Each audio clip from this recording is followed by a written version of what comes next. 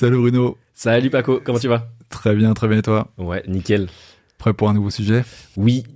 Aujourd'hui, on parle du cadre supérieur, donc une catégorie particulière. Donc cadre supérieur, attention au syndrome de la prison dorée. C'est toi qui avais proposé ce titre. Pourquoi tu as proposé ça et qu'est-ce que ça fait penser? Ouais, bah, ce qu'on disait, tu vois, je pense, c'est Dimanche Développement, de partir de sujets qui sont une douleur pour les gens. Et moi, ce sujet-là, c'est pour une petite histoire, c'est personnel. C'est une amie qui s'appelle, je vais pas donner son vrai prénom, mais on va dire Nelly. Et tu vois, on a fait nos études ensemble, donc tu vois, ça remonte. C'était il y a 15 ans. Elle a commencé dès son stage, tu vois, à rentrer dans une grosse société cosmétique. Donc super, tu vois, genre limite on était un peu jaloux. Elle a trouvé la meilleure société, grosse société. Ensuite directement après le stage, tu vois, elle a été, je sais plus c'était quoi le format, mais expatriée avec un super projet. Et donc rapidement elle a eu des responsabilités, des équipes et un gros salaire qui va en parallèle, quoi, qui va proportionnellement à ça. Et donc tu vois, cette image de réussir dans sa carrière, bah tu vois, elle l'incarnait totalement. Et puis tu vois, on se parle régulièrement. Et là, il y a depuis 2-3 ans, en gros, elle me disait que bah tu vois, quand on parlait de son boulot, c'était plus la même flamme que avant, tu vois. Et en fait, elle me racontait, en fait, c'est que depuis le Covid. Et donc d'être un petit peu, enfin même beaucoup chez soi, dans une industrie, la cosmétique, qui n'était pas été une industrie, comment dire, c'était les industries prioritaires. Tu vois, la question du sens dans son travail, il s'est manifesté. Et ensuite, elle a eu un plan, enfin je sais plus comment ça s'appelle, tu sais, où il y a des gens qui partent, enfin un plan social entre guillemets. Et tu vois, l'ambiance dans la boîte n'était plus tout à fait la même, etc. Et en fait, ça fait 2-3 ans que c'est né dans sa tête, et que ça se renforce de plus en plus, le fait de dire, en fait, je m'épanouis plus. Extérieurement, j'ai tout ce qu'il faut, j'ai un bon salaire, j'ai un bon job title, j'ai un bon titre sur ma carte de visite, j'ai des congés, etc. Mais il y a un truc qui me satisfait plus, quoi. J'ai envie de passer à autre chose.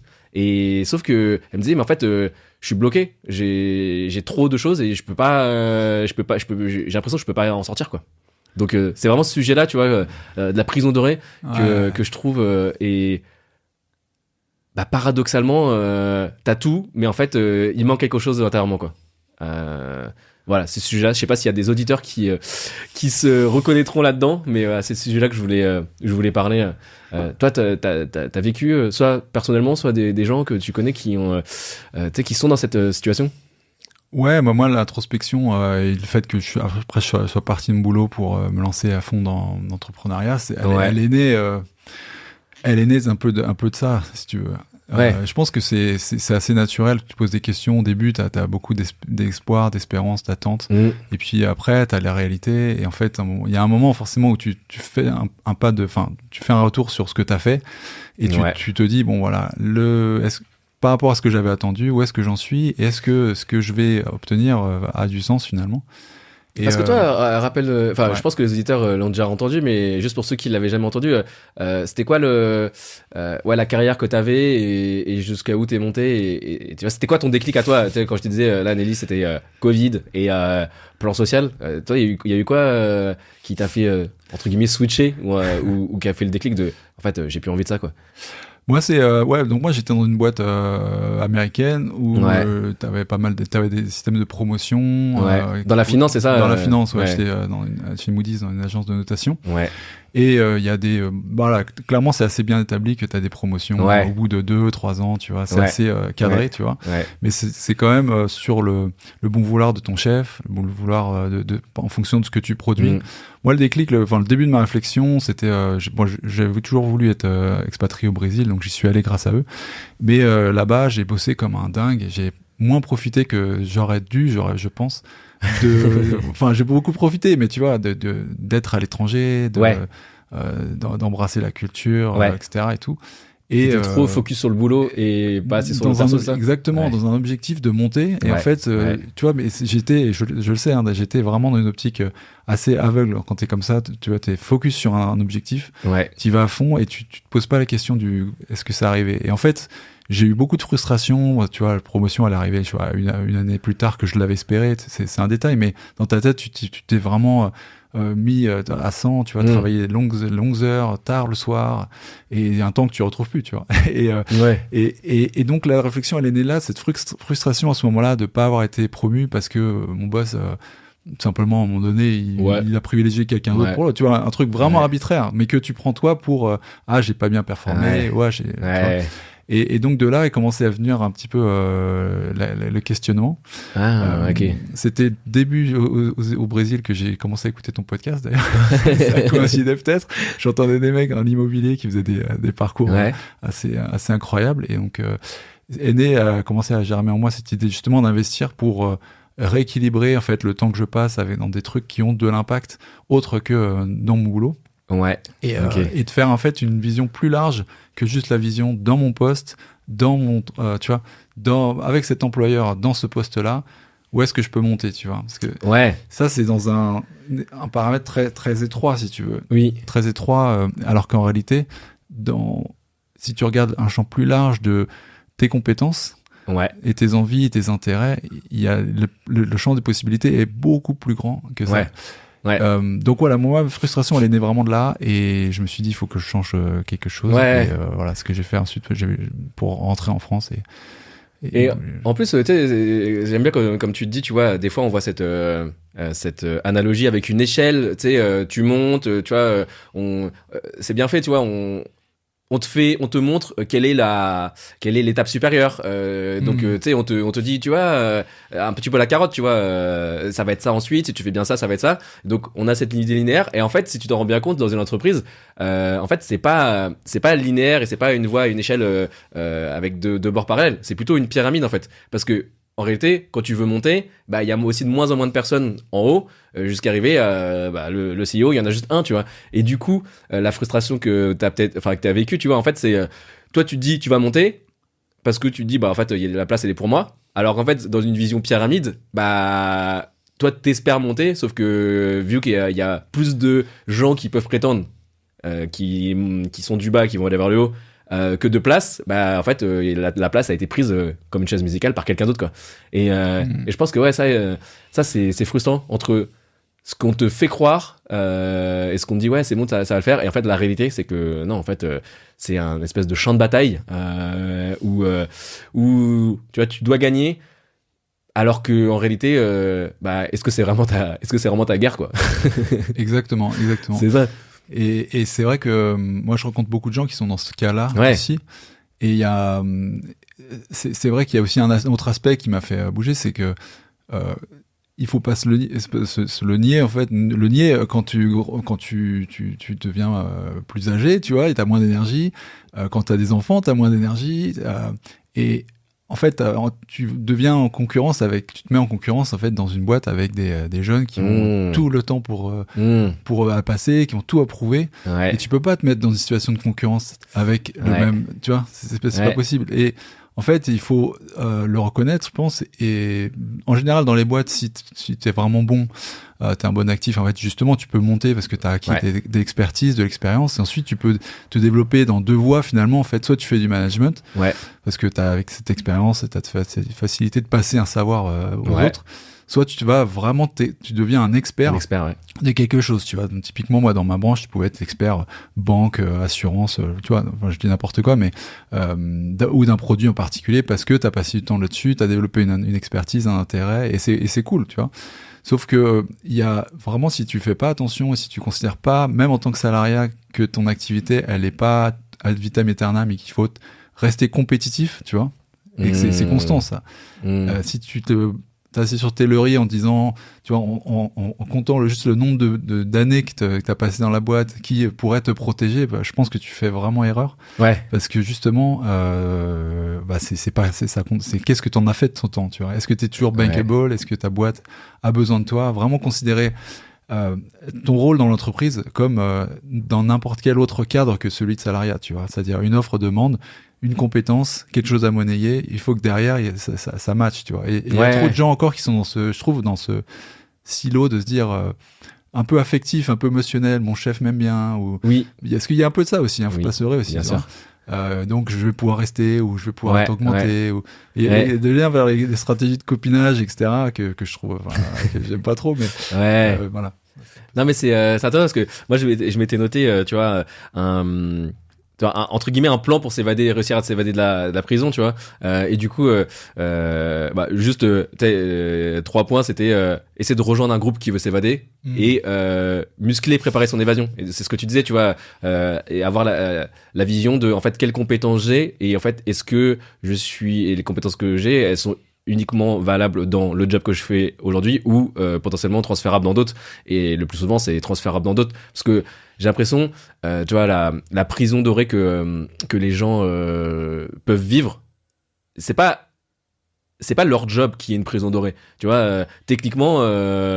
tu vois, c'était un bon salaire, une stabilité, des avantages. C'est pas ça qu'est la prison, c'est plutôt les croyances que t'as dans ta tête qui te font penser que là c'est mieux que partout ailleurs, tu vois. Ou ce que tu fais aujourd'hui, il est utilisable que là où t'es, et parce que t'as créé des intérêts composés, enfin entre guillemets de savoir, de connaissances et de réputation dans cette boîte. Ben en fait, en allant ailleurs, tu vas le perdre. Alors qu'en réalité, c'est beaucoup plus souvent possible de les transférer que de ne pas pouvoir les transférer, quoi. Et donc, j'aime bien cette idée de muscler et de se dire, ok, en fait, qu'est-ce que je vaux et qu'est-ce que je peux faire, comment je peux réutiliser ce que j'ai acquis dans ma prison dorée, qui est en fait une prison plutôt mentale, quoi. Complètement, non, il faut. C'est vrai que, mais ça demande un exercice, hein, vraiment. C'est-à-dire, faut vraiment prendre ça comme une tâche supplémentaire d'introspection, parce que c'est pas quelque chose que en allant au travail dans le métro je vais y penser 10 minutes, tu vois, c'est pas comme ça que tu vas non mais c'est vrai. Vois, parce que tu le fais et puis il y a rien qui en sort, donc ce travail là je pense il faut vraiment que ça soit un truc que tu envisages comme une tâche réellement que tu mets dans ton agenda, tu vois, et que tu dois faire, à mon avis, et d'ailleurs je dis ça comme si je le faisais à la perfection, mais c'est vers quoi je tends, mais c'est pas, tu vois, j'aimerais bien, mais c'est pas ça. Mais je pense qu'il faut vraiment le faire de façon régulière aussi, tu vois, comme quand tu vas passer ta voiture quand tu la mets au garage à l'entretien, chaque peut-être de demi-année, année, se dire voilà, par rapport à ce que je veux faire, à mes attentes, à mes compétences, à ce que je gagne, au temps que je passe, à ce que j'en tire, est-ce que c'est toujours en ligne, tu vois, et être assez franc avec soi-même et se dire si c'est pas en ligne, qu'est-ce que je peux faire ailleurs, tu vois, être curieux par rapport à ça, parce que c'est vrai que comme tu dis, c'est pas au moment où ça va plus en fait que tu trouves les opportunités ailleurs, tu vois. Les mecs cherchent du boulot quand ils font virer, mais c'est le pire moment, tu vois, t'es déprimé, t'as pas vu ailleurs, tu sais pas quoi faire, t'es pris au dépourvu. C'est avant, et ça veut pas dire que tu vas être déloyal vis-à-vis de ta boîte, c'est juste prendre conscience de ta propre valeur, pour la monnayer dans un cadre il faut vraiment être ouvert. Dans quel cadre tu peux la monnayer, mais carrément. Et en fait, tu vois, quand tu me parles d'être déloyal, et là, tu vois, on est en train de dire aux gens, en fait, il faut chercher quelles sont les compétences qu'on peut utiliser, il faut se remettre en question, etc. Et je pense qu'en fait, c'est ça le plus dur techniquement, et surtout, on a du mal à le faire soi-même, et de l'anticiper aussi. Et pour autant, tu vois, je pense que il y a des gens qui sont aujourd'hui, là, qui nous écoutent, qui ressentent cet aspect prison dorée, et donc je pense que la pire chose, c'est de se dire, ok, ça va passer avec le temps, je vais laisser filer le temps, et ce coup de pied au cul que j'arrive pas à mettre moi-même va arriver, ce plan de licenciement sur lequel je vais pouvoir toucher un chèque va arriver, et du coup j'ai plus qu'à attendre ça. En fait, Non, c'est vraiment comme se dire, tu gagnes au loto, tu sais pas gérer l'argent, tu vas tout perdre, tu vois. Donc en fait, on te met un plan social. Au final, tu dis que tu vas gérer, mais si tu l'as pas prévu, bah tu vas plutôt le subir et tu vas dire oh là là, tu vois, c'est plutôt les aspects négatifs qui vont arriver dans ta tête. Oh là là, je vais être au chômage. Qu'est-ce que ça veut dire? Qu'est-ce que je vais faire après? Quelle va être ma future carrière, etc. Tu vois, il y a cet aspect de faire une carrière. Tu sais, c'est un petit peu avoir coché toutes les cases de ce qu'il faut pour comme signe pour réussir extérieurement. Comme je le disais tout à l'heure, un bon titre, un bon salaire, potentiellement aller pouvoir faire les vacances qui vont dire que t'as un cadre supérieur, etc. Et tu vois, il y a cette dissonance entre ça que extérieurement t'as checké, que t'as coché, et puis intérieurement tu dis en fait il me manque quelque chose, quoi. Il y a un truc qui me fait plus vibrer, ou est-ce que vraiment ce que je fais aujourd'hui c'est ça que je veux faire de ma vie? Est-ce que c'est ça la passion ou le rêve que j'avais quand j'étais enfant, tu vois? Tu vois, je pense qu'il y a souvent des gens qui ont laissé le être de côté, tu vois, se ressentir, et plutôt avoir se focaliser sur le faire ou sur avoir un beau titre, faire une belle carrière, etc., plutôt que de se ressentir. Et ça, je trouve ça terrible. Et en fait, le temps, ça ne fait qu'aggraver ce sentiment de dissonance entre ce que j'ai et ce que je veux vraiment et que j'arrive pas à avoir, quoi. Tu sais, j'avais lu un truc, 1/3 des Français est malheureux dans le travail. Et encore pire, se sentent engagés dans leur travail. Seulement 6% des Français, tu vois, se sentent engagés. Ça veut dire que tu as plus de 80%, c'est juste soit un job alimentaire. Donc ok, il y a des gens qui ont des boulots vraiment pas ouf, tu vois, dans ces sondés, tu vois. Donc oui, des gens qui font vraiment un boulot alimentaire qui n'ont pas le choix, mais il y a aussi tous ceux qui ont un boulot un peu mieux, tu vois, mais quand même qui se sentent pas engagés dans leur travail, quoi, qui se sentent pas avoir quelque chose de positif dans leur vie, quoi. Le travail, c'est quand même effrayant, hein, quand tu vois ça. Ouais. C'est vrai que c'est ouf. C'est vrai que quand tu dis la différence entre travailler sur l'être plutôt que l'avoir, ouais, je trouve que c'est très juste, parce que c'est aussi la différence entre ceux sur quoi tu as un contrôle, ouais, et sur lequel tu n'as pas de contrôle. Et sur l'être, comme il se façonne, tu vois, comme un peu une poterie, ouais, je le vois un peu comme ça, ouais, tu peux toujours l'améliorer, tu peux toujours... quoi qu'il arrive comme événement, ça va la faire changer. Ton être, il va changer, mais il va évoluer, en fait. Et il va évoluer au gré de ce que tu vas lui imposer, lui donner, et le nourrir, etc. Alors que l'avoir, c'est vrai que c'est assez limité. Tu l'as ou tu l'as pas, quoi. Et quand tu l'as, bah maintenant, quoi. C'est ça. Ouais. Qu'est-ce qui se passe? Il y a aussi, dans le terme de prison dorée, je trouve l'idée aussi, tu parlais tout à l'heure du fait que c'est vrai que quand tu as passé du temps dans une boîte, tu t'es investi, tu as quand même ce sentiment que ça serait dommage quand même de tout virer, toute cette connaissance qui est spécifique à cette boîte, ce passé, cette expérience. Et voilà, c'est difficile, mais il y a un autre aspect un peu plus matériel aussi, c'est quand tu es cadre supérieur et que tu as commencé à avoir des revenus importants, automatiquement ton train de vie augmente. Et quand ton train de vie augmente et que du coup, il faut que tu débourses 5 000, 6 000 par mois, rien que pour couvrir tes charges, c'est pas la même décision de changer ça pour aller ailleurs, aller à l'aventure, que si tu vis d'amour et d'eau fraîche et que tu as 1000, 2000 euros de train de vie, tu vois. Donc, je sais pas, je pense pas que ça soit intentionnel forcément de la part des employeurs, même si, à mon avis, certains en jouent, mais c'est vrai que quand tu gagnes beaucoup d'argent, c'est plus dur de faire l'étape, même si on peut dire t'as plus d'expérience, t'as peut-être... Et ça dépend vraiment du mental, tu vois. Il y a des gens qui gagnent 10 000 euros par mois, mais qui ont un super mental et qui peuvent très bien s'adapter à n'importe quel environnement. Les mecs ont confiance en eux, tu vois. Et c'est pas de ceux-là dont on parle forcément, mais tu vois, tu peux être aussi le mec qui, petit à petit, t'as bien évolué, les gens t'apprécient, tu t'es pas trop remis en question, ton salaire augmente, tu sais éperdument que sur le marché du travail, ça va être très dur pour ce que tu apportes avec le temps que tu passes dessus pour gagner la même chose. Ouais. Je peux comprendre que ce profil-là, il va pas partir vite, quoi. Ça va être difficile, tu vois, de lui... Et pour autant, tu vois,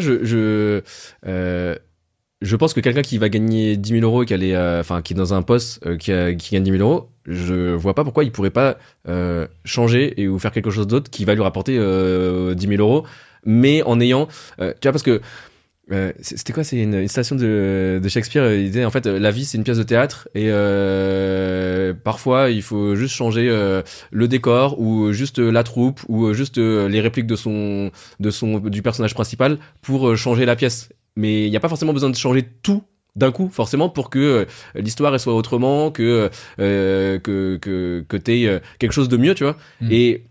Et des fois, je pense qu'il y a cet aspect de se dire, en fait, je dois tout changer pour que ça change. Enfin, je dois tout mettre par terre pour que ça change, alors que potentiellement, je sais pas, moi, juste passer d'une, tu vois, pour l'exemple de Nelly, là, passer d'une industrie, la cosmétique, qui peut-être lui apporte plus tellement de sens, et utiliser ses capacités, donc elle était dans l'aspect production, tu vois, dans une autre industrie qui donne plus de sens, je sais pas moi, qu'est-ce qui pourrait être production d'insectes pour remplacer la viande bovine, tu vois.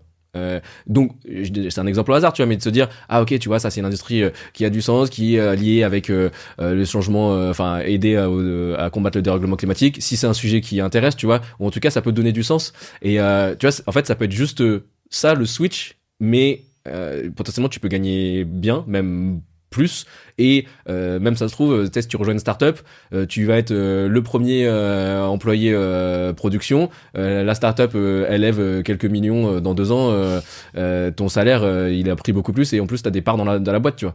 Et donc en fait c'est pas non plus, enfin je pense qu'il faut pas forcément tout mettre de côté et tout tout brûler pour pouvoir retrouver un petit peu de sens. Bien sûr, les gens qui nous écoutent, tu vois, il y a l'immobilier. Souvent, il y a des gens qui disent oui, moi je veux que ce soit l'immobilier qui remplace toute ma vie, etc. Parce que je me dis, je peux plus de cette carrière, et donc l'immobilier c'est ce qui va remplacer. Et moi, souvent, je leur dis en fait, déjà, fais un premier, enfin, ne lâche pas ton job, fais un premier projet et un deuxième, et ok, peut-être que ces 2 premiers projets, ils vont pas remplacer ton salaire, mais rien que le fait de t'engager dans un projet immobilier qui va utiliser tes compétences de négociation, de communication, aller voir les agents, de travaux, etc. En fait, tu vas découvrir des nouvelles skills, des nouvelles compétences qui vont te faire kiffer, et tu vois, tu vas trouver ça moins pénible d'aller à ton travail, parce que tu sais qu'en fait ton travail pour l'instant, ok, tu cherches plus à monter les marges de ton travail, mais tu cherches à développer quelque chose dans l'immobilier, et juste ce kiff là de faire un projet immobilier, ça va te donner une vie un peu mieux, tu vois, et sortir de ta morosité ou ta prison, et te dire en fait est-ce que je fais vraiment les choses pour moi, est-ce que j'ai vraiment un sens, tu vois. En fait, ce projet là, petit projet annexe, d'ailleurs les entreprises des fois elles font ça juste pour donner du sens à leurs employés. Tu sais, je pense que c'est Google qui avait commencé, tu vois, genre une fois par semaine ou une demi-journée par semaine, travailler sur un projet personnel, tu vois, pour redonner du sens et pour donner du kiff aux employés. Et ben en fait on peut faire la même chose avec l'immobilier, sans forcément que c'est l'immobilier qui remplace tout notre salaire, quoi. Ouais, complètement. Ou même un side business, c'est la même chose en fait. Ouais, carrément. Si j'écoute un peu le fil de ce qu'on dit depuis tout à l'heure, finalement c'est l'impression que le maître mot c'est quand même l'anticipation, de pas attendre d'être au dernier moment, d'ouvrir aussi le champ des horizons par rapport à ses compétences. Et effectivement, ça peut être l'immobilier, ça peut être autre, mais c'est pas quand t'es au pied du mur. Il y aller aussi en progressivement. C'est cette idée-là aussi, je crois, que tu développais. Parce que c'est vrai que c'est pas en quittant en disant ciao patron d'un coup et ton pourtant univers va s'améliorer. Pourtant c'est parfois ce qui est ce qui est promu, tu vois, de toute façon tout ce qui est promu et ce qui fait le plus de déclics, c'est les trucs de magique, tu vois. Mais en fait dans la plupart des cas c'est pas ça là. Ça existe pour 1% des personnes, et c'est bien quand ça se passe, mais c'est comme tout le monde ne peut pas de créer Facebook et devenir Mark Zuckerberg, c'est 1 millionième des personnes, tu vois. Ouais. Donc non, c'est cool, je pense qu'on arrive. Ressources, est-ce que tu as une ressource par rapport à... Ouais, on a dit qu'on bah tu vois, juste une petite citation, c'est Charles de Gaulle qui disait « Les raisonnables ont duré ». Non, c'est pas Charles de Gaulle. Moi, je sais plus qui c'est. « Les raisonnables ont duré, les passionnés ont vécu ». Dans le sens où y a toujours un arbitrage qui se fait entre le confort, l'aspect raisonnable, l'aspect confortable, l'aspect consensuel aussi, et l'intensité, de vivre quelque chose de plus intense, de vivre quelque chose qui est aussi plus risqué, peut-être plus volatile, mais qui te fait plus ressentir vivant, tu vois. Et donc, j'aime bien cette citation pour se dire, ok, si vous vous sentez aujourd'hui de prison dorée trop confortable, trop dans une carrière trop raisonnable, essayez de rajouter un peu d'intensité, sans forcément tout quitter, tu vois. Et une ressource par rapport à cette citation, donc je disais, pour s'évader, rejoindre un groupe qui a envie de s'évader aussi, se muscler, préparer son évasion, et ensuite attendre la bonne fenêtre de tir. Donc c'est-à-dire que on n'est pas obligé de le faire tout de suite, mais par contre, pour profiter de la fenêtre de tir, oui, il faut se préparer. Et il y a un accompagnement, un programme d'accompagnement qui s'appelle change.co. Il y en a d'autres aussi, mais celui-là, vraiment, il est pas mal celui-là. Donc vous pouvez trouver sur internet chance, comme la chance, chance.co. Et en fait, le programme, c'est déjà commencer par faire entre guillemets un bilan de compétences. Et après, il y a soit en présentiel, soit en virtuel, des rencontres avec d'autres personnes qui ont changé de métier. Il y a des groupes, tu formes des groupes avec d'autres personnes pour préparer ta future carrière. Est-ce que c'est faire d'entrepreneuriat, est-ce que c'est se reconvertir dans une industrie qui te donne du sens, etc. Et donc moi je trouve que cette notion de groupe, en fait, et ce type de programme, ça t'apporte tout, tu vois, tu rejoins d'autres personnes, donc qui sont dans la même dynamique. Parce que tu vois, des fois quand on change pas son boulot, on se dit non mais attends, je suis le seul à vouloir tout plaquer, etc. Et qu'est-ce qu'ils vont dire mes collègues, et qu'est-ce que va dire ma famille? Alors que quand t'es avec d'autres personnes qui sont dans la même dynamique, tu te dis ok, je suis pas le seul, et c'est normal, et je me déculpabilise par rapport à vouloir ça, tu vois. Et en plus, tu apprends vraiment à creuser, à muscler tes compétences potentiellement. Ok, dans quoi est-ce que je peux les mettre, quel va être le meilleur chemin, quoi. Donc ouais, chance.co, ça peut être une très bonne ressource. En plus, je crois que c'est payable par le CPF là. Donc, yes, okay. Tu vois, là on est vraiment dans pour se reconvertir ou pour imaginer quelque chose. C'est un super programme, quoi. Je connaissais pas ça. Et j'ai aucune affiliation avec eux. C'est juste que je connais des personnes qui l'ont fait, et c'est vraiment pas mal. Bon, c'est cool. Moi, de mon côté, c'est pas très exotique, mais moi, j'étais sur Google Drive, pas Google Drive, Google Sheets. Ouais. Tout simplement un tableau, faire un tableau de suivi. J'en ai pas forcément là sous la main, mais de le construire avec ce que je disais tout à l'heure, de suivre en fait à la fois dans son boulot, dans sa prison dorée. C'est son intérêt au boulot, son coût horaire en fait. Combien de temps on y passe, quels sont les points hauts et les points bas, et le faire de façon annuelle, je pense que ça marche mieux, tu vois. Ouais. Et noter à la fois l'année qui vient de passer avec ces critères-là, tu vois. Ouais. Donc l'argent qu'on a gagné, l'intérêt qu'on y a pris, le coût horaire finalement en divisant l'un par l'autre, les intérêts et les points hauts, points bas, et le faire aussi en mode prospectif sur l'année suivante. Ouais. Est-ce qu'on imagine que certains de ces paramètres va augmenter, va diminuer? Parce que ça va mesurer, je pense, pas mal l'intérêt qu'on trouve à un boulot, et surtout l'année suivante, l'alignement entre ce qu'on y a trouvé et ce qu'on avait attendu l'année d'avant. Tu vois. Ouais. Et de la même manière, mais peut-être sur un volet plus financier, je pense que c'est pas mal de mettre aussi, toi, dans cette idée de vraiment mettre à plat tous les horizons.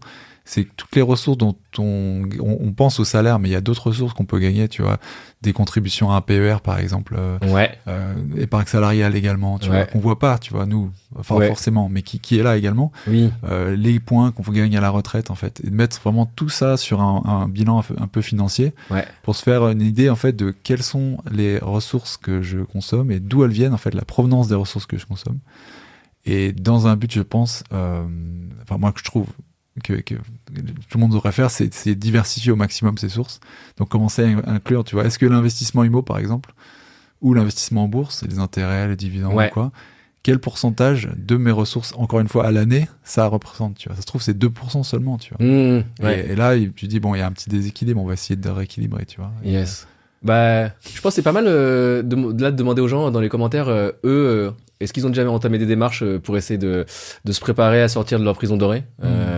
Comme ça peut peut-être potentiellement donner des idées à ceux qui vont lire les commentaires. Donc, où est-ce qu'ils peuvent laisser des commentaires On peut faire un questionnaire, on peut faire une page, mais plus simple, c'est sur la vidéo YouTube. Ouais, sur la vidéo YouTube, ok. Direct. Ou sur la page Spotify aussi, tu peux mettre des commentaires, c'est ça? Ouais, sur Spotify. Ouais, sur YouTube. Ouais, dites-nous, ça peut être intéressant de voir quelle idée vous avez eu en tête pour essayer de préparer votre évasion, quoi. Ça marche, on prépare la clé de biche. Ouais. Merci Bruno, à bientôt. Allez, à bientôt, Paco. Ciao, ciao. Ciao.